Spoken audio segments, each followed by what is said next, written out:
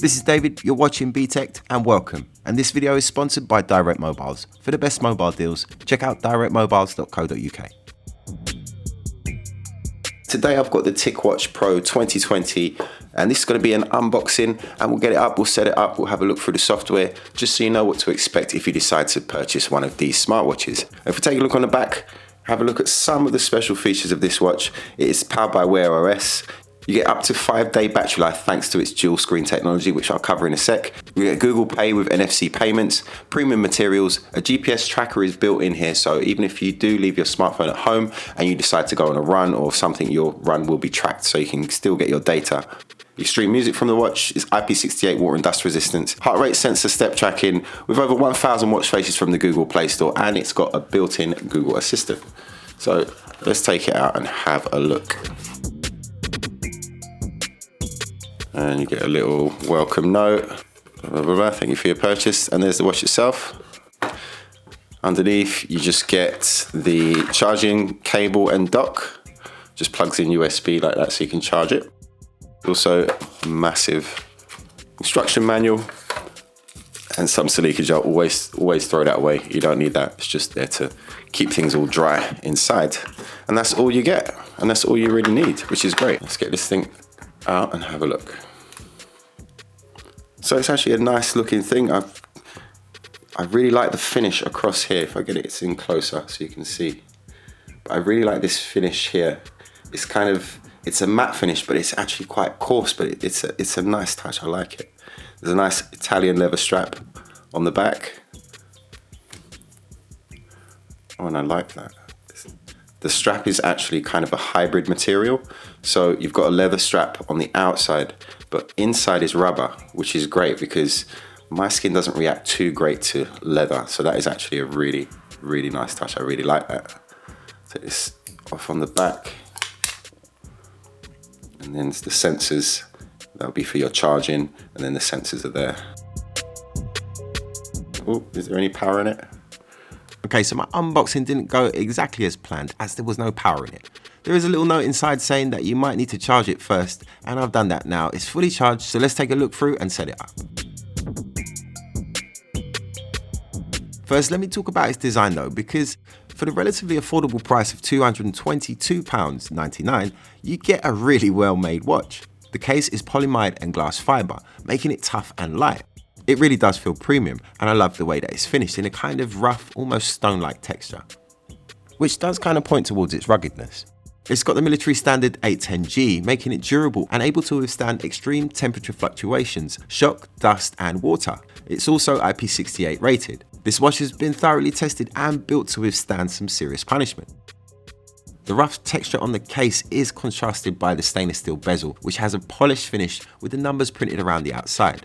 It's got quite large buttons protruding from the side. The top one has a springy resistance to it, whilst the bottom one has a click to it. Hold the top one to turn the device on. The strap is genuine leather on the top, but uses silicone on the side that's in contact with your skin.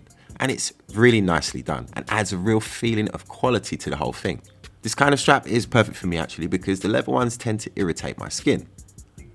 The whole watch is made really well, and although it's quite chunky, it still manages to remain quite light. Turn it over and there's a nice polished finish with the sensors in the middle and the charging port to one side. Charging is done via a USB charging dock, and you should get about 2 to 3 days worth of use out of it normally. One of the special features about this watch is that it uses dual screen technology. This is 2 screens layered one on top of the other. The outer screen is an old school LCD, a calculator type of thing, but this one's transparent. This is used just to display the time and your step count, very basic information, and is on most of the time. But underneath that there's an OLED display which will be activated if you want to check your messages or if you want to get more detailed information from your smartwatch. The idea is that if you just want to glance at the time, the LCD display will be activated, and therefore will save you a lot of power by not having to fire up that super bright OLED. But if you really need to save some power, you can put the watch into Essentials mode, which will only use the LCD screen and will give you up to 30 days of use. I kind of feel that the trade-off from this kind of layered screen approach is that you must lose a little bit of brightness from that OLED display. And in very bright direct sunlight, it can be a little bit tricky to see. It's a 1.39-inch AMOLED display with 400 by 400 pixels and it's protected by Gorilla Glass 3.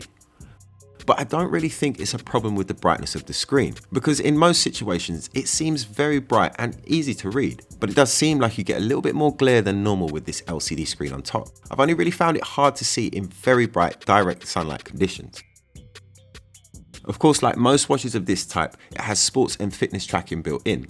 There's also a GPS transmitter which will allow you to track your runs even if you choose to leave your phone at home. There's also a built-in Google Assistant, so even without your internet connection, the assistant should still be able to help you with watch-related content and provide you with your fitness information. It runs TicWatch version of Android Wear OS. Navigation is done by swiping from either the left, right, up or down. Swipe up to get your notifications, swipe down to get your settings, swiping right will get the Google Assistant, and swiping left will get your tiles, which are shortcuts to different functions such as the weather or your heart rate monitor, and it can be customized within the Wear OS app. You do get a small selection of pre-installed watch faces from TicWatch, all of which are really nice quality and have an always on display version which is very similar to the main one but with just bits of it turned off. The TicWatch Pro 2020 is powered by the Qualcomm Snapdragon Wear 2100 and it has 1GB of RAM, which is double last year's model, and 4GB of internal memory. This is all kept going by a 415mAh battery and it's performed pretty well. I'm getting it down to about 65 to 70% battery after one full day's use with the always on display. It's not the incredible 2-week performance that you get from things like the Huawei Watch GT2 and the Honor Watch Magic 2, but you do get a lot more functionality with this watch than you do with those devices. This is more comparable to an Apple Watch Series 5, although you do get better battery life than that as well. In fact, I think this is a great alternative to the Apple Watch Series 5. For around about half the price, you get a really capable smartwatch. The user interface is tidy and intuitive. It doesn't have the finesse of Apple's Watch Series 5, but nothing really does when it comes down to it. But you do get a nice user experience nevertheless.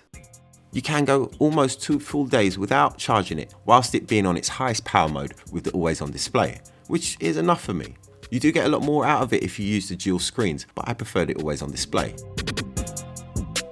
There is an inbuilt speaker and microphone which will allow you to take phone calls through your watch, and overall, I really can't fault this watch at all, not for the money of just £220. It's really well made, the battery life is just about good enough. Downloading files seems to take quite a long time. It only manages to download a few hundred kilobits every maybe 5-10 seconds. So downloading apps can be slow, especially if they're quite large ones. But other than that, the performance is solid. If you are looking for an Apple Watch alternative, then you should at least have a look at this one. Get one in your hand and check out the quality. It doesn't have the amazing software that the Apple Watch does have, but it does have very similar quality and in my opinion, it does look better. The TicWatch Pro 2020 is available now. You can get it through the TicWatch website or through Amazon or through the Btekt Amazon shop. I'll leave those links down in the description below. But if you are in the market for a new mobile phone, then the best place to look is the Direct Mobile's website. Compare all of the available deals with all of the networks, all there on the one website. Plus, with over 24 years of award-winning customer service, you really are in very good hands. Their link is in the video description below or search directmobiles.co.uk. And if you're looking for the best tech and accessories, then go and check out the Btekt Amazon shop. Everything's recommended by us. Btekt Amazon shop, go and check it out. That's it from me. Thanks for watching. Follow me on social media. I'm David. This is Btekt.